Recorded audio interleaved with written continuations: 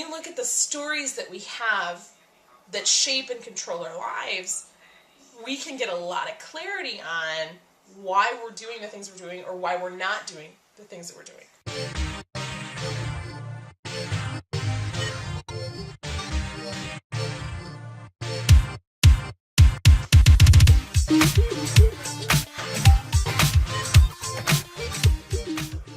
It's Father's Day, and we're behind the eight ball. I have not gotten to the halfway point on this $5,000 journey yet, and I'm starting to feel it. I took some time this weekend to just kind of do without overdoing, and so yesterday I went to the art fair with my cousin. I went to the library. I picked up copious books. I have an addiction to learning, and I think it's part of the problem. It's a blessing and a curse. It's a double-edged sword. Because I like to learn, I end up learning and knowing a whole lot of stuff, but the downside to that is I'm constantly looking for something else to learn. One of the reasons why I wanted to do this challenge was because I knew it would force me out of paralysis and research mode and into just get shit done. And so I'm trying to get shit done. And so what I've done so far hasn't been enough to get me to my goal. And I'm just past the halfway point in this journey, and I want to get there. So now it's time to say, what can I do differently? The next thing that I'm going to do, which still makes me nervous, is selling my car. I have a 2001 Chevy Blazer. It's in fair shape. I bought it used last year, and I am notorious for buying a car, holding it for less than a year, and selling it. And it drives my husband nuts because he likes the consistency and stability of, let's have one vehicle, dear.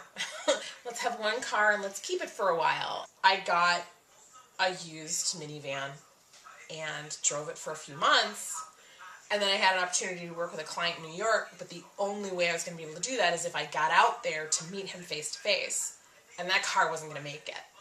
So I sold the car and took the money to rent a car to drive out there to meet with him. And of course, I got the contract and worked with them for, I don't know, 9 or 10 months. But none of it would have happened if I hadn't sold my car, which irritated my husband. We have been talking for a long time about wanting to be completely debt-free. No mortgage payment, no car payment, no loans, no debts of any kind, just paying what we owe in a given month for whatever our expenses are.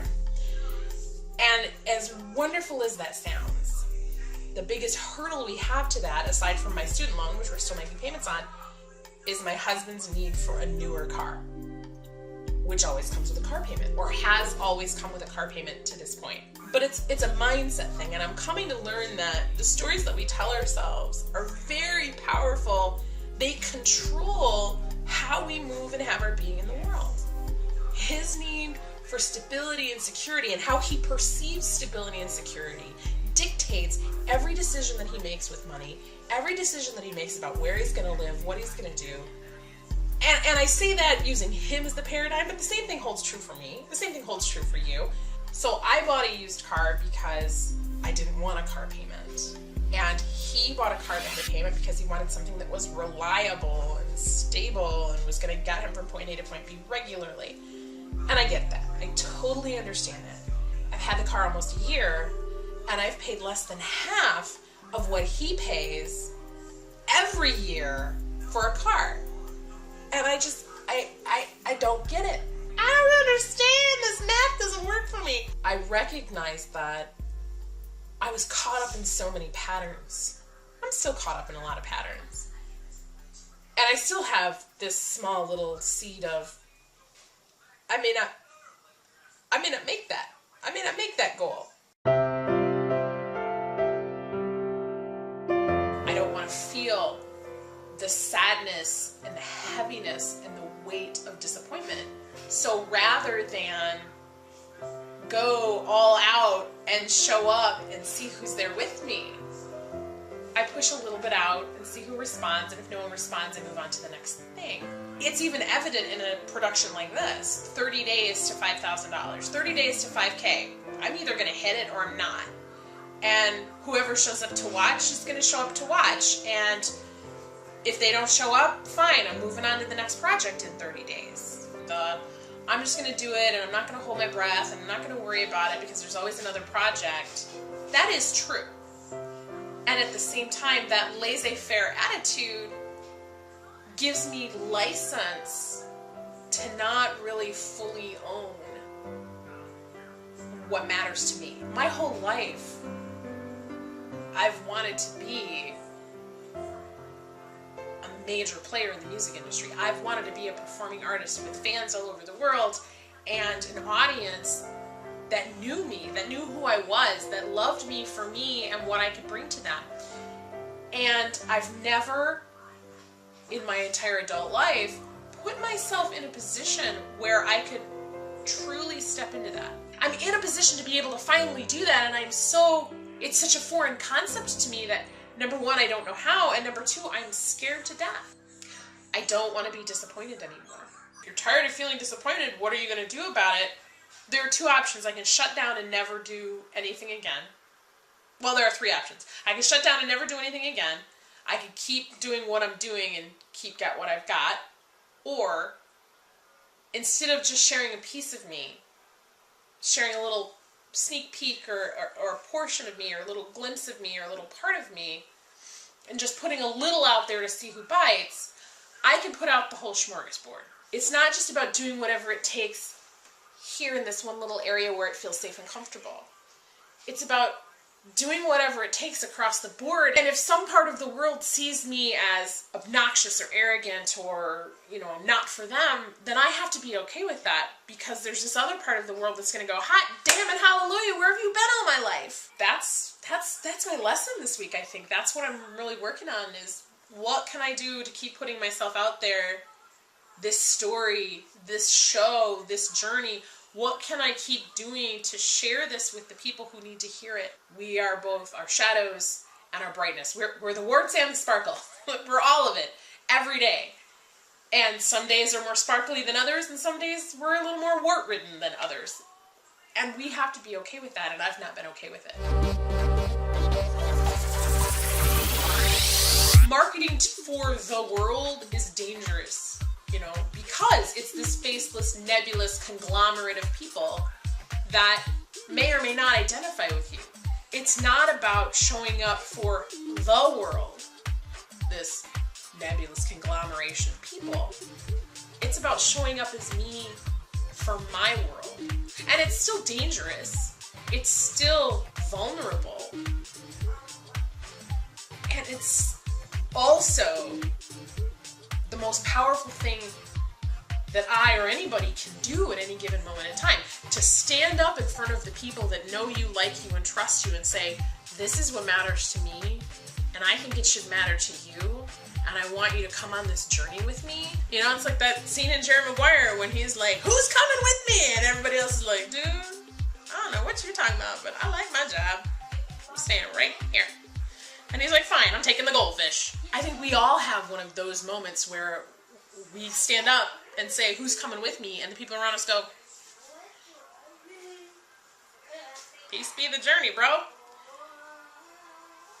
And if Jerry Maguire had stopped there, that would have been a really sad story. Oh, no one's coming with me? My life is over. Oh! But the reality is, that's not where it ends, it's where it begins. Business is messy. Life is messy. And when we try to pretend otherwise, we do ourselves and everybody we know a disservice. Instead of just standing up and saying, this is hard. This is messy. And it's my heart and it's my mess, and I'm going to unpack it and I'm going to make the most beautiful work of art I can with it. That's when people go, holy shit, Look at what she's done. Look at what she's doing. How can I be a part of that? And it's real easy for me to say that right now, and 20 minutes from now, the resistance will hit.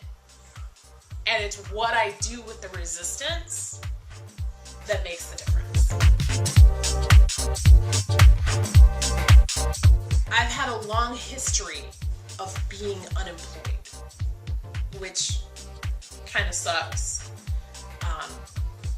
And the unemployment comes from being unemployable, which kind of sucks when a nice, stable job would be great. I know that that's a big thing for my husband. There's this energy that says, why can't you just be happy with what you have? Why can't you just be comfortable where you are? Why can't you just buckle down, get a job, put your 30 years in, and call it good? And as much as that's right for some people, I'm very clear that's not right for me.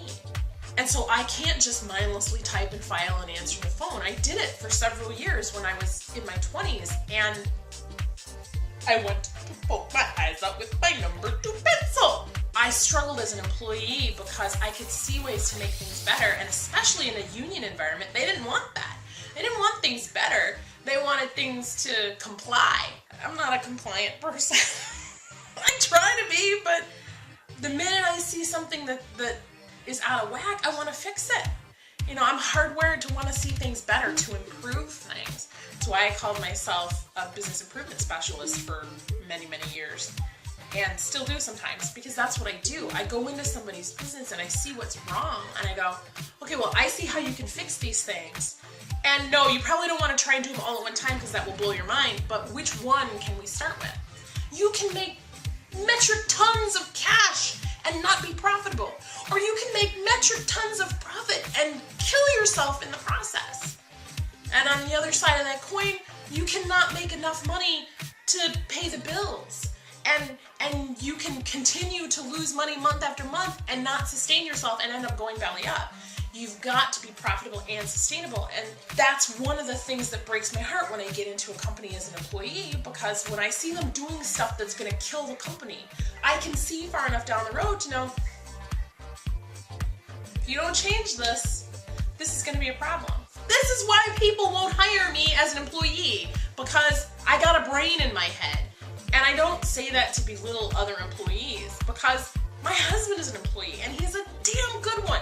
He is very good at doing his job and instituting a little foresight to recognize when something's not working, he might have to fix something. He's a very good employee, and the world needs really good employees. I also know some really crappy employees. The world doesn't need any more crappy employees. I would be a crappy employee. But in business, I have a gift for being able to open people's eyes to something different. What I'm trying to get at is, we all have the capacity to own our dreams and do what really means something to us and have a life worth living without having to sell our souls to do it. And that's what this journey is about for me. It's about, how can I show up as me? How can I do what really matters to me and reach the people that need the message that I have to share, and be able to enjoy my life in the process?